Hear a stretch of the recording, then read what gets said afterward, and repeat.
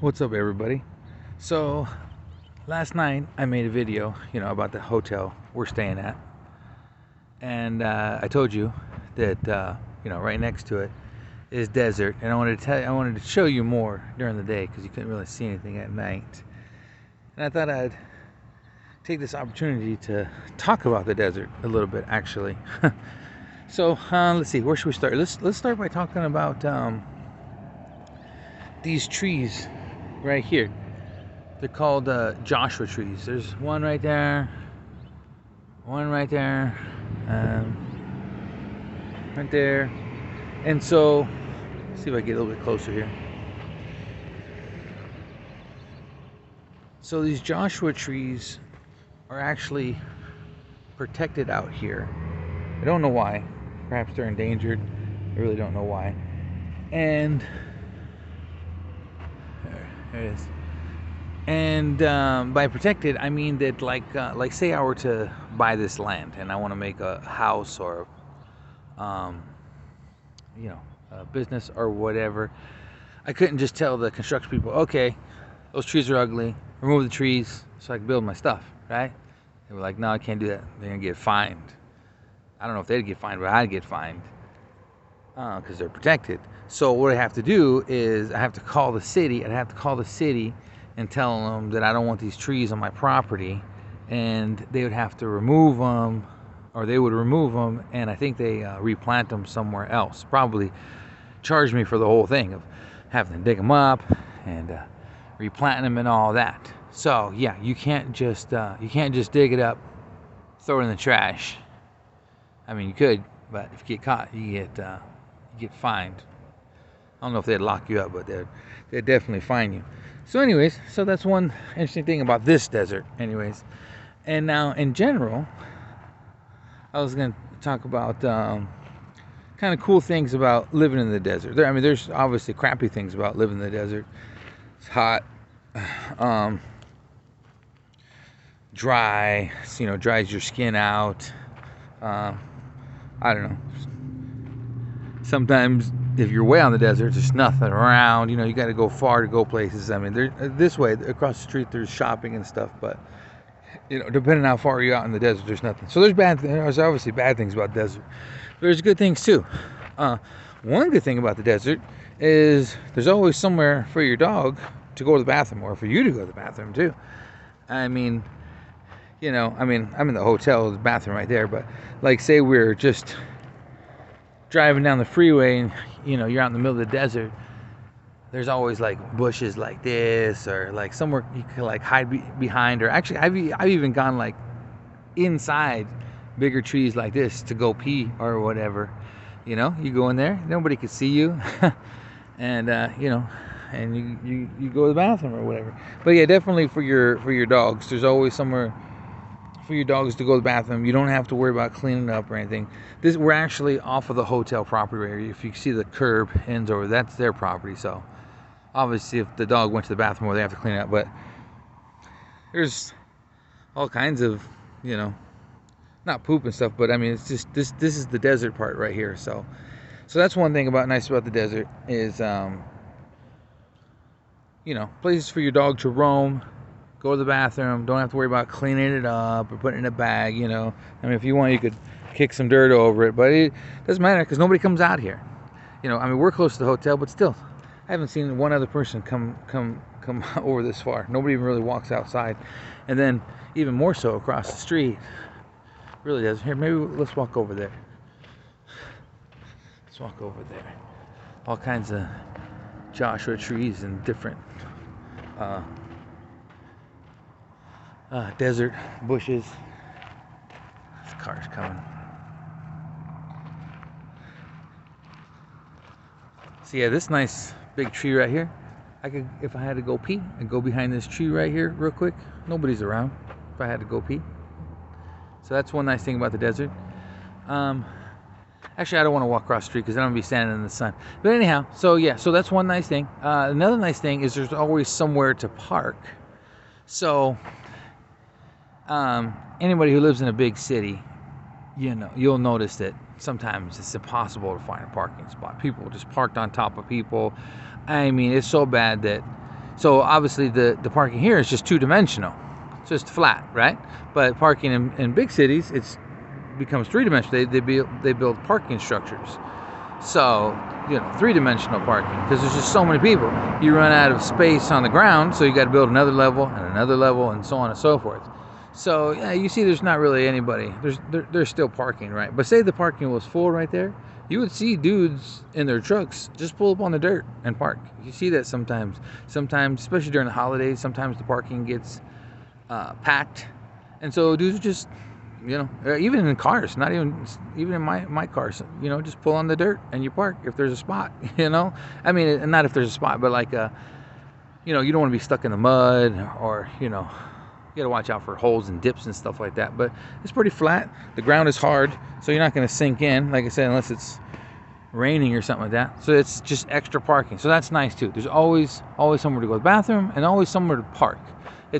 It's pretty rare. Anybody who lives in the desert, they'll tell you it's pretty rare where you don't have a parking spot. I mean, maybe if you're like downtown in some where there's not like desert spots, it's just all, you know, concrete. Okay, you can run out of parking, but it's rare. It's really, really rare that you run out of parking. And sometimes people like parking there in the dirt, not even because there's not spots, just because maybe you have a bigger truck.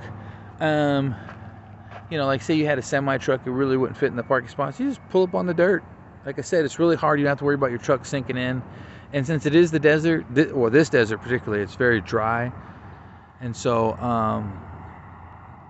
it doesn't rain a lot. And so, you know, you don't have to worry about it all of a sudden just raining, and then your car might get stuck because it gets muddy or whatever.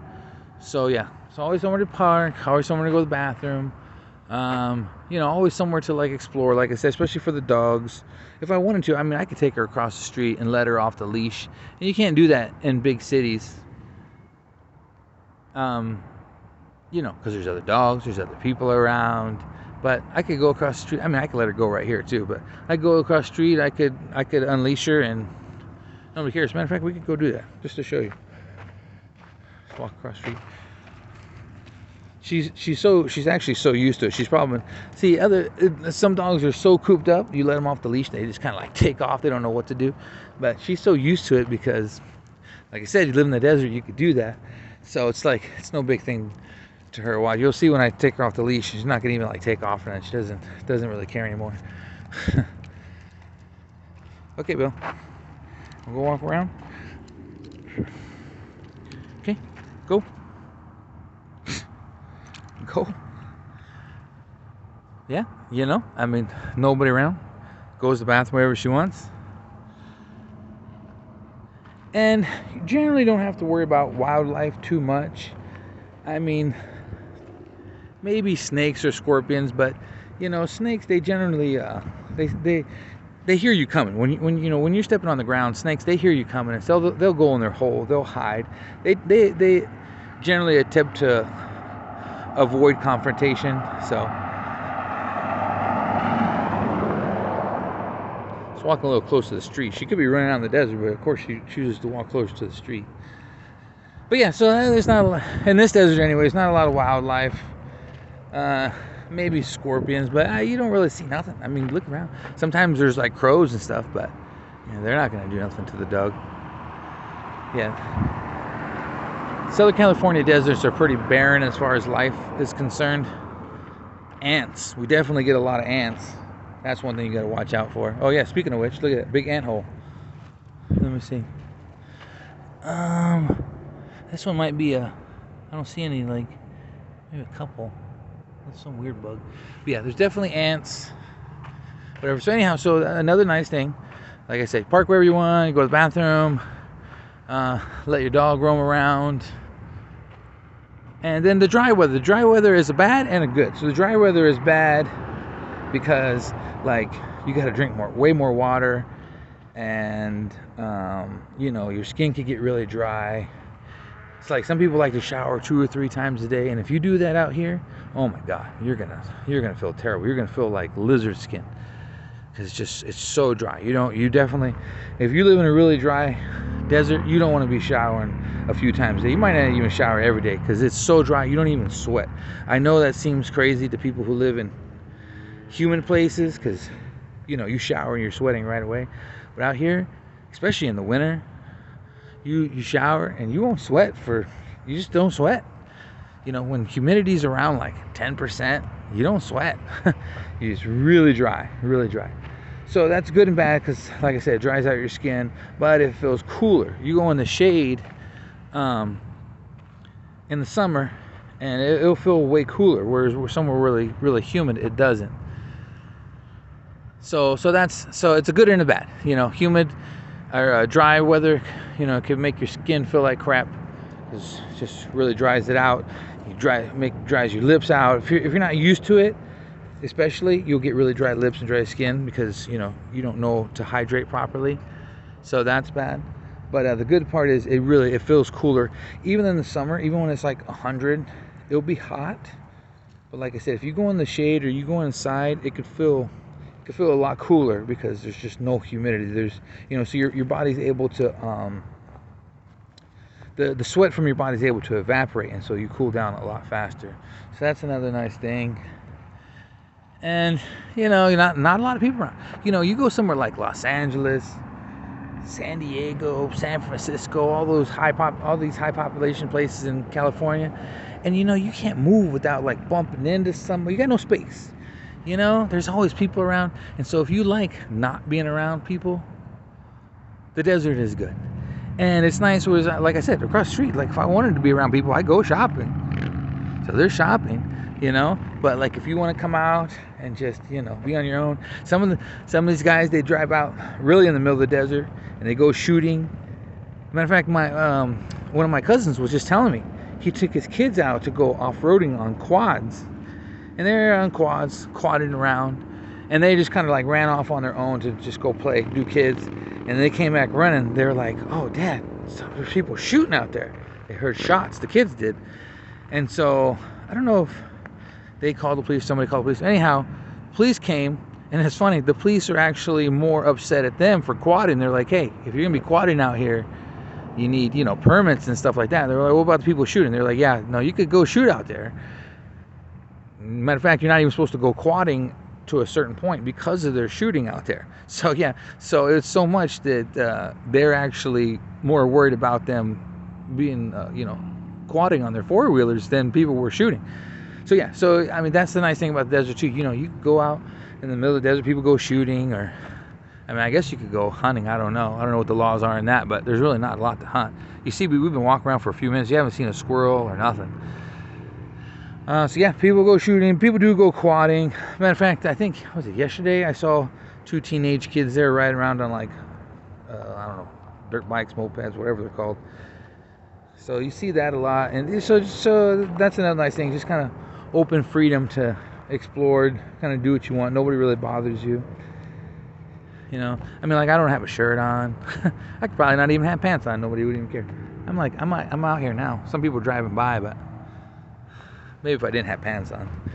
So there's some nice things about the desert, and it's cheaper. It's generally cheaper. But after I've been living in the desert most of my life, and I'm telling you, after like 40 years living in the desert, you kind of get tired of it, though. Kind of get tired of the heat. The dry weather I like, but my dream is to live by the ocean. That would be my dream, you know. As nice as the freedom is, I know by the ocean there's generally more people because ocean is nice. Beach cities are generally more populated, but I'm just tired of the desert. But anyhow, yeah, we're out here. We're getting kind of far. There's like, there's all the shopping over there. But other than that, a lot of dirt, some trees. All right, that's the desert.